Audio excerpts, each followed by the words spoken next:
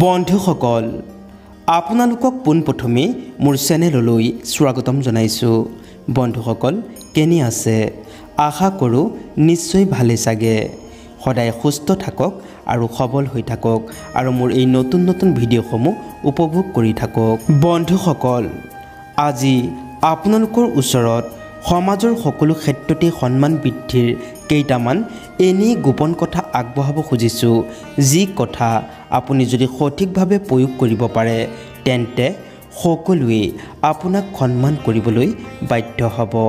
এই কথাখিনি ভালদৰে বুজি যদি জীৱনটোক সেইমতে আপুনি আগুৱাই নিব পাৰে তেন্তে আপুনি এজন সন্মানীয় তথা প্ৰভাৱশালী ব্যক্তিত্বৰ অধিকাৰ হোৱাটো নিশ্চিত। গতিকে জানো আহক এই উপায়কেইটাৰ সম্বন্ধে। ১ নম্বৰতে সদায় কিবা নহয় কিবা এটা কামত ব্যস্ত থকাৰ চেষ্টা কৰিব। একো নকৰাকৈ বহি বহি খোৱা মানুহ সমাজৰ দৃষ্টিত মূল্যহীন। ২ নম্বৰতে নিজৰ আৱেগ অনুভূতিৰ ওপৰত নিয়ন্ত্ৰণ ৰাখিব। মানুহৰ ওচৰত হাঁহিয়তি পাত্ৰ নহ'ব। ৩ নম্বৰতে সন্মুখলৈ চাই মূৰ দাঙি বুকু পিন্ধাই খোজ দিব। জোৰ নাইকিয়া মানুহৰ দৰে খোজ নিদিব আৰু মানুহৰ চকুত চকু থৈ কথা পাতিব। ৪ নম্বৰতে প্ৰতিদিনেই সেই কামটো অলপ অলপকৈ হ'লেও কৰক যিটো কাম কৰিবলৈ আপুনি ভয় কৰে। সদায় সেই কাম কৰিব যি কাম কৰিবলৈ সাধাৰণতে আন মানুহ আগবাঢ়ি নাযায়, অৰ্থাৎ সদায় আনতকৈ পৃথক হোৱাৰ চেষ্টা কৰক।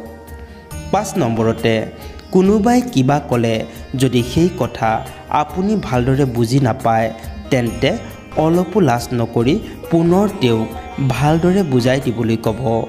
লাজতে আধৰুৱা জ্ঞান নল'ব। মনত ৰাখিব আধৰুৱা জ্ঞান ঘাতকৰ সমান।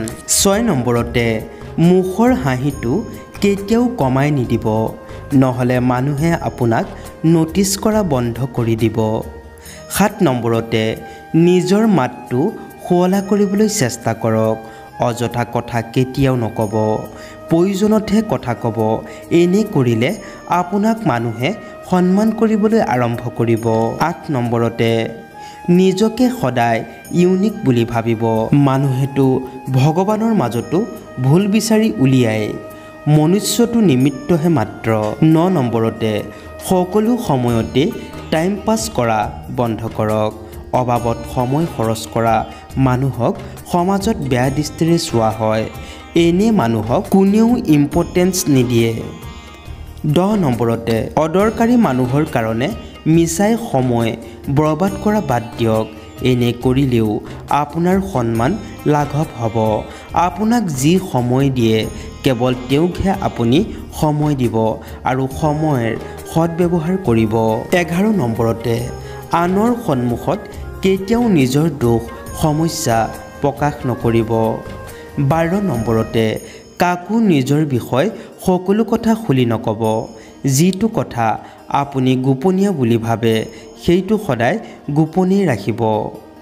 ১৩ নম্বৰতে আনৰ পৰা সন্মান পাবলৈ হ'লে প্ৰথমে নিজকে সন্মান কৰিব লাগিব আৰু আনকো সন্মান দিব জানিব লাগিব। আনৰ ভাল কামৰ সদায় প্ৰশংসা কৰিব লাগে। ১৪ নম্বৰতে নিজকে সদায় আগবঢ়াই নিয়াৰ প্ৰয়াস কৰি থাকক। একেদিনাই কোনো কামৰ ফল আশা নকৰিব, কেৱল কামটো ভালদৰে কৰি যাওক। ১৫ নম্বৰতে নিজৰ কথা শব্দ প্ৰয়োগ ধ্যান দিব। মনত ৰাখিব শব্দৰ সমান শক্তি এই পৃথিৱীত একো নাই। আপোনাৰ মুখৰ পৰা ওলোৱা এটা সৰু শব্দই কাৰোবাৰ জীৱনত সাংঘাতিকভাৱে নেতিবাচক প্ৰভাৱ পেলাব পাৰে। শব্দৰ এনে শক্তি আছে যে জীৱনত হাৰি যোৱা এজন মানুহক এটা সৰু শব্দই পুনৰ জীয়াই থকাৰ প্ৰেৰণা দিব পাৰে আৰু এটা সৰু শব্দই এজন সুখী মানুহৰ জীৱনটো দুৰ্বিষহ কৰি তুলিব পাৰে। ১৬ নম্বৰতে নিজৰ চাল চলন নিজৰ ব্যক্তিত্বৰ যদি পৰিৱৰ্তন কৰা উচিত বুলি ভাবে তেন্তে শীঘ্ৰেই ব্যক্তিত্ব গঠনত গুৰুত্ব দিয়ক। লেতেৰা পেতেৰাকৈ থকা মানুহক কোনেও পচন্দ নকৰে, সন্মান নকৰে। যি মানুহে পৰিষ্কাৰ পৰিচ্ছন্ন হৈ ভালদৰে থাকে তেনে মানুহকহে ভাল দৃষ্টিৰে চোৱা হয়। মনত ৰাখিব, আপুনি যিমানেই জ্ঞানী নহওক, সকলোতকৈ প্ৰথমে মানুহে আপোনাৰ বাহ্যিক ৰূপটোহে লক্ষ্য কৰে। যদি আপুনি নিজকে সজাই পৰাই নাৰাখে তেন্তে মানুহে আপোনাক ইগনোৰ কৰি চলিব। 17 নম্বৰতে প্ৰয়োজনীয় কাম এৰি আনৰ কামত নিজৰ মূল্যৱান সময় ব্যয় নকৰিব। কোনোবাই বেয়া পাব বুলি ভাবি ভুলতো নিজৰ ক্ষতি নকৰিব। 18 নম্বৰতে নিজে যি কামেই নকৰক কিয় সেয়া কামত সদায় নিজকে এক্সপাৰ্ট বনাওক। 19 নম্বৰতে কোনো কামতে কেতিয়াও পিছ হুহুকি নাহিব, আনতকৈ সদায় আগত থকাৰ চেষ্টা কৰিব। 20 নম্বৰতে এটা কথা সদায় মনত ৰাখিব, সেইসকল মানুহে আপোনাৰ মূল্য কেতিয়াও নুবুজে যাৰ বাবে প্ৰতি মুহূৰ্ততেই আপুনি এভেইলেবল হৈ থাকে। আপোনাৰ সময়ৰ মূল্য যি নুবুজে তেওঁৰ বাবে কেতিয়াও সুলভ নহ'ব। নিজৰ মূল্য বুজক আৰু আপুনি এই পৃথিৱীৰ সকলোতকৈ মহত্বপূৰ্ণ ব্যক্তি বুলি ভাবি লওক। 21 নম্বৰতে কালৈকো ভয় নকৰিব।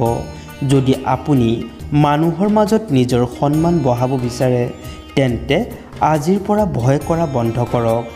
ভগৱান শ্ৰীকৃষ্ণই কোৱা এই কথাটো সদায় মনত ৰাখিব।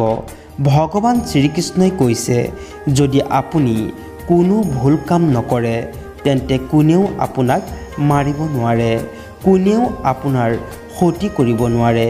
আপুনিও ঠিক সেইটোৱে কৰক।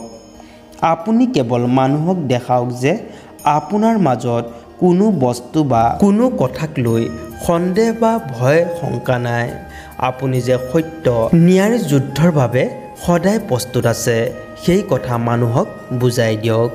নিজকে যিমান শক্তিশালী দেখুৱাব সিমানেই সন্মান অৰ্জন কৰিব পাৰিব। 22 নম্বৰতে নিজৰ প্ৰতিশ্ৰুতি পূৰণ কৰক। আজিৰ সময়ত এনেকুৱা কম মানুহে আছে যি নিজৰ বচন ৰক্ষা কৰিব পাৰে।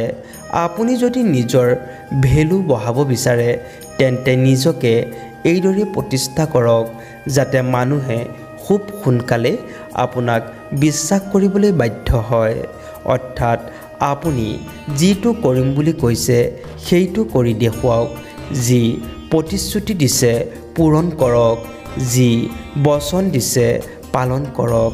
মিছা প্ৰতিশ্ৰুতি কাকো নিদিব। এনে মানুহক সকলোৱে বহুত বেছি গুৰুত্ব দিয়ে। 23 নম্বৰতে গাঁৱতে থাকক বা চহৰতে থাকক, আপোনাক মানুহে তেতিয়াহে চিনি পাব যেতিয়া আপুনি মানুহৰ বাবে কিবা এটা কৰিব পাৰিব। অৰ্থাৎ আপুনি সামাজিক কাম কাজত জড়িত থকাৰ চেষ্টা কৰিব। সমাজত নিজৰ সন্মান বঢ়াবলৈ সামাজিক ক্ষেত্ৰৰ সৈতে জড়িত থকাটো খুবেই জৰুৰী। সকলোৰে চকুত জিলিকি থকাৰ এইটো আপোনাৰ ডাঙৰ সুযোগ।